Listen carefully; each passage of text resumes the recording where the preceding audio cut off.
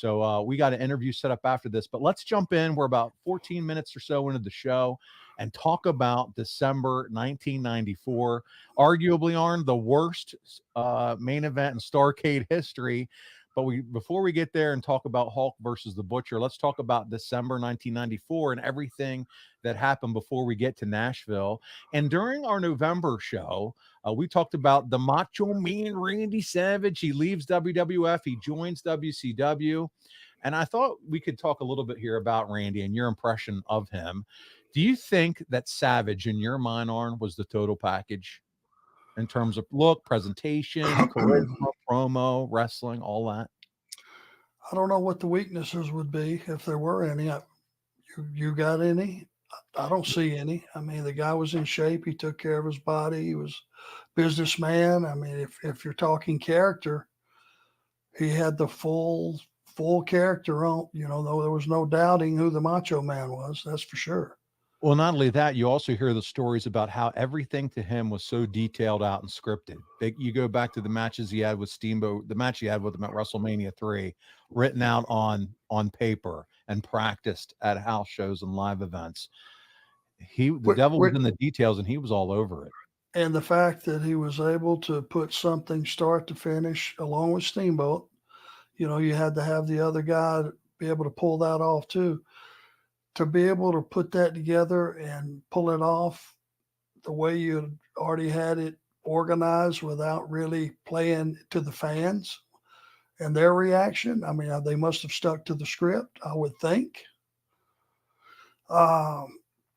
It's amazing. Yeah, no, I'm with you.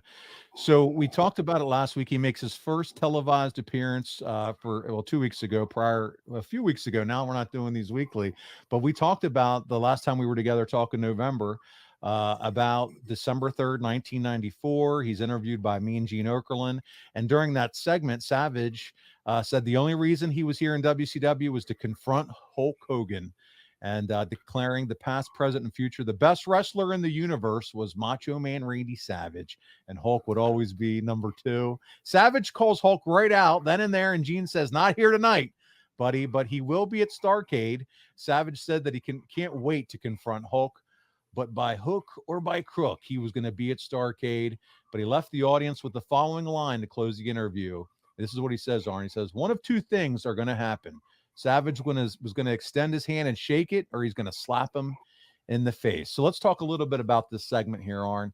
Savage never appeared ever for Jim Crockett, WCW at all to this point. But thanks to national television and Slim Jim, he's undeniably a household name thanks to, again, national TV. He gets great reaction from the crowd. They all know who he is. And despite this being a televised, taping at the Orlando studios, we now know as wrestling fans that thanks to the internet, reestablishing a star, to a new wrestling audience is almost a secondary thought. But here, though, Arn, in 1994, there's no internet, and we're often treated to vignettes to introduce wrestlers. Do you think the one 4-minute interview did Savage justice because of his visibility and notoriety, whether it be Slim Jim, WWF? I mean, he's a guy that everybody pretty much just knew who he was, right? I don't think there's a soul on earth that saw Randy on TV and went, who is that? Right. I mean, it was just too high profile. He had too many years under that WWF umbrella, WWE. You knew who Randy Savage was. And hey, if you think the Slim Jim commercial didn't take his profile up another notch, we kind of laugh at it, but of course it did. I mean, those commercials were everywhere. It's just, if you're on TV and your face, that's the thing about wrestling. You don't have a football helmet on. You don't have a baseball hat on. You don't have a hockey helmet on. It's your face. And that's what they see. And you zoom in on that face. And that's why professional wrestlers that have been on TV for a while are so visible and so memorable, as you're zeroing in on their mug. And let's be honest here, this is probably about 5 years after the height of his popularity, but you still got to feel like he's a needle mover at this point, right? Oh, yeah. Yeah. I mean, so it was 5 years later. So what? I mean, people still remember. I go to these signings and stuff, Paul, it was like they saw you yesterday. You know, they remember, and you know, they can tell you stories, they can tell you matches, they can thank you for my childhood. And when I was 8 years old, I hated your guts because I like this guy over here. I mean, wrestling fans, when they tune in, they remember. It's part of their childhood / life, and it's not like they went to Randy Savage. Well, I didn't think I thought he was too old.